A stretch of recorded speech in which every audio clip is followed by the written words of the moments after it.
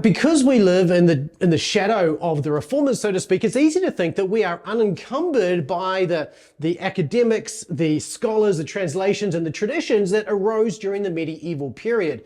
However, I would argue that in the English language today, we're actually starting to run this risk of living in an echo chamber, where there's so few people who are actually in the original sources that we're talking, and I'm not talking about scholars necessarily, but certainly in the church broadly, we are in English text so much that we're actually not breaking out of our own culture and our own echo chamber to actually ask the question of, well, what's actually was going on in the history of the church? Now, as language and culture changes, what we see is that words, turns of phrase, and even ideas become filled with different meanings as time goes on. And as a result of that, as time progresses, our understanding of those words changes and becomes filled with new meaning, and we don't become aware that we're actually sitting in this kind of echo chamber, if you like, where what we're saying to one another isn't necessarily what was originally said a few hundred years ago,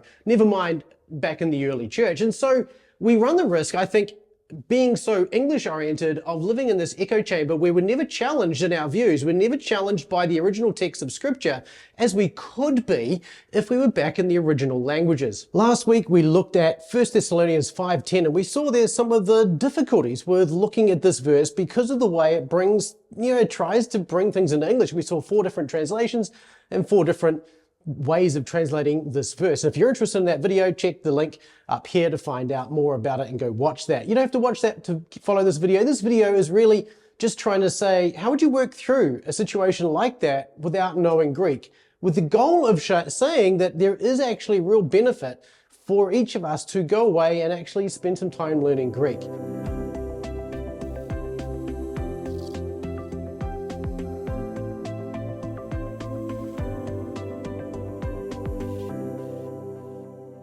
Hi, I'm Daryl from Biblical Mastery Academy, and I'm here to help you with the tools, habits, and systems to master the Greek of the New Testament. If you are interested in learning Biblical Greek, check out bma.to/get-started to get a bit of a head start on what the process looks like. One of the things about the Greco-Roman world, and particularly when it comes to the New Testament, is that the New Testament, like the Old Testament before it, was written in everyday language, the kind of language everybody could understand. And today when we translate the Bible into English, we're trying to translate it into some semblance of everyday language, although there are different translation goals. Some translators try to get the exact, or at least as close as they can to the original Greek, transferred into English. Others are actually trying to make the Bible understandable, and therefore they are going to make decisions that are going to make it easier to read rather than try and make it more exact. So there's all these different trade-offs when it comes to Bible translation. But for us who live 20 centuries later on, we're faced with some really large gaps that translations are really never going to be fully able to bridge for you. So no matter how good the translation is, there's always going to be gaps, and this is why we talk about reading and studying the Bible in the original languages and not just reading it in the original languages. For one thing, there is just a time gap, which means that we actually don't even have the original text because they perished with time. So we end up with these copies, and that means then that we have to work through text criticism to understand the differences between all the copies we have. And don't get me wrong, we're spoiled for choice when it comes to the copies that we have available. But this is still a gap that we need to understand and consider. Most obviously, there's a language gap. And one of the things I've talked about in the past on this channel, I think, is that the way the Greek language works and the way the English language works, or any other language for that matter, are just different. English, for instance, is a very time-oriented language, and Greek works fundamentally different. It's aspectual in its orientation, not temporal in its orientation. So there's a fundamental difference there, which means that when Greek writers or speakers put something a certain way, there's no exact equivalent way of putting that in English, which is one of the problems we saw in our last video when we looked at 1 Thessalonians 5:10. There's just a different way of working between English and Greek, which means we can't transfer that stuff into our modern English language, at least not without some level of approximation, which then leads to different translation choices. Now, of course, there's not only a language gap, but there's also a massive cultural gap. We don't understand how the Greco-Roman world works unless we actually go and do a whole bunch of research to find out. And one of the things about working in the original language is it does force us to actually understand the words that are given and then try and understand, well, what does this word actually mean? Where does this word come from? How would a first century reader have actually understood this? Because when we read things in translation sometimes, the words are actually updated for us so that we can relate to it rather than being left in their original kind of meaning. And so we end up, and even we have to be careful with glosses here as well when we're learning vocabulary, is we need to actually be willing to go back to what the original meaning of that word is so that we can see how it functions in its context and what that would have meant in a first century cultural context. But of course, you never get to see this in English because of course we just know all the English words because they're designed so that we can easily understand them. And of course, all of this goes to support the way the Greeks thought and processed the things that happened around them in the world, which means to say then that they actually had a whole different way of viewing the world to what we do today. They had different expectations. They had different anticipations of family. Things like honor and kinship and patronage are things that are largely, well, very different, if not absent entirely in our modern culture, but yet were infused into and part of the ancient culture in which we've just lost, but also shape the way the Greco-Roman mind would actually function and work and expect things. So all of these are gaps that we have to deal with as 21st century readers. And of course, when we look at an English translation, the English language itself is shaped around our current worldview, which means that we're largely blind to a lot of the cultural differences even between us and them. And we assume that, you know, the Bible, the first century people were American or New Zealand or Australian or just like me. And the reality is that there's a big gap there. And we just miss that reading in a translation. And all of this means that we aren't actually reading the Greek texts for ourselves. We're actually depending on somebody else to actually bridge those gaps for us and then give us a translation that we can actually understand. And so for the vast majority of the church, we actually have never really read the actual Bible. We've read translations of the Bible, and that's good and that's okay. We've got to be not trying to say that's a bad thing. It's better than nothing.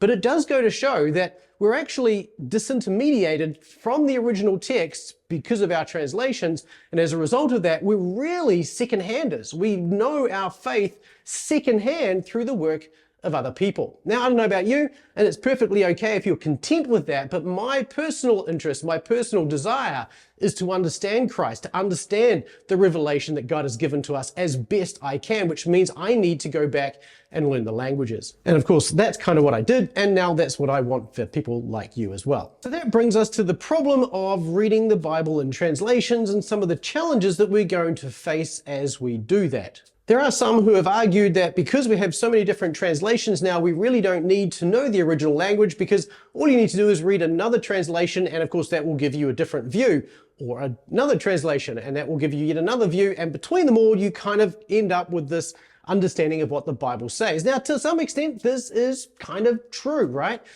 But it also introduces problems.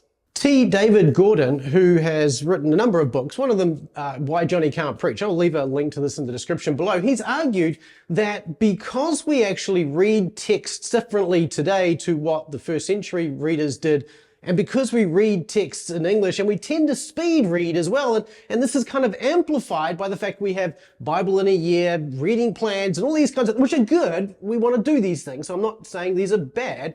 But the fact that we do these things and we tend to read quickly through our Bibles is great for giving us a good sort of overview of the Bible, but it isn't necessarily the same as reading carefully through the Bible. And so what tends to happen is it's easy for us, according to T. David Gordon, to develop sort of a mnemonic, if you like, understanding where we can just sort of like hear words like, you know, for God so loved, and we can fill in the blanks instantly because, well, we've read that text a whole bunch of different times and we can fill it in from memory. But that's different to actually reading carefully and deliberately through a text like that and really seeing the contours of the text, understanding it and enjoying the text, never mind actually drawing extra meaning out of the text as well. And one of the benefits of reading in the original languages is that it does slow you down and force you to read carefully, to think carefully about the selection the author has made of words and sounds and the way these words work together, and to hear different sounds and patterns, even as you hear the words read out loud, as you read them to yourself, or even as you sort of just view them in the text itself as well. This is one of the things he actually talks about when you're reading the original languages. When you're reading in Greek and Hebrew, you're forced to think through what you're reading in a lot more detail, which means then you have a different appreciation of the Word of God as a result of working in the original languages. Now, even if we do learn to read carefully in English, we are going to start to see some of the issues like what we saw with 1 Thessalonians 5:10 in the last video I did, where we see 4 different translations of it. Now, the problem with seeing these different things when we do read carefully in our translation, and of course there's those of you who will say, well, it doesn't really matter, and that's fine, just this isn't the video for you, you're welcome to move on. But if this, if you do see these things and you are reading carefully and you are concerned about the detail there, and you see these in an English translation and you don't know Greek, you actually can't resolve these problems when you find them, because there's no way of understanding without knowledge of the languages why the different translators translated it differently.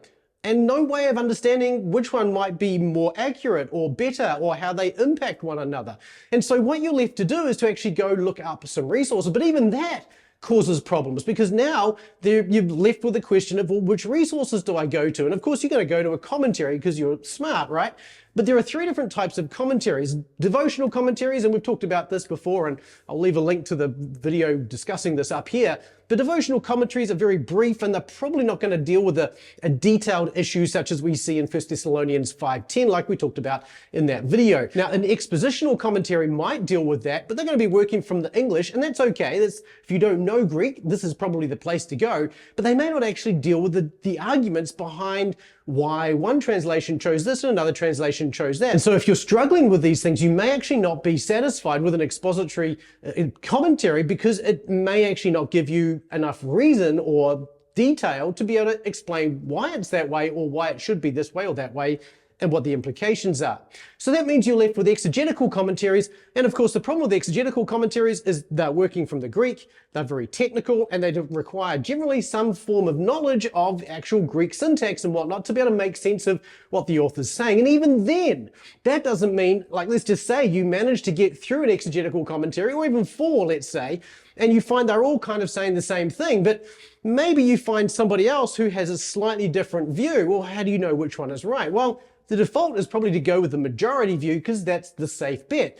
But in a case like 1 Thessalonians 5:10, there is one, like Leon Morris's commentary on 1 Thessalonians kind of stands against the majority of commentators on this. And I actually think he's got a strong argument. But again, without knowing Greek, you can't evaluate those arguments. So even if you are a careful reader in English, if you don't know the languages, you're going to find problems in the English translations that you just can't resolve without knowledge of the language. Now, I think that this starts to paint a picture of some of the good reasons that we as the church need to go back to the original sources ourselves. Now, I'm not saying everybody in the church needs to do this, but the point here is that the more we as a church are dependent on translations, the poorer we are for it, because we actually aren't going back to those original sources. Now, again, I'm not saying everybody should do this, but we live in a time today where there are unprecedented technologies and opportunities for us to learn, more learning available within the church,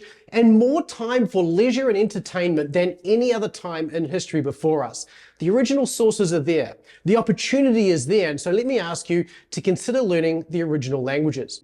Now, if this video has struck a chord with you and you want some more detail around this, I've actually written this into a document, which I hope to produce into a book at some point. If you're interested in getting a copy of it, it's about 10 pages. Go to bma.to/Greek benefits and download a free copy today. Now, before I go, let me just ask you, if you've got reasons that you think are compelling for learning to read Greek, leave a comment in the comment section below. I'd love to hear from you there. And if you got this far in the video, leave me a heart emoji down below. And there are a couple of different heart emojis, so just pick one that you like.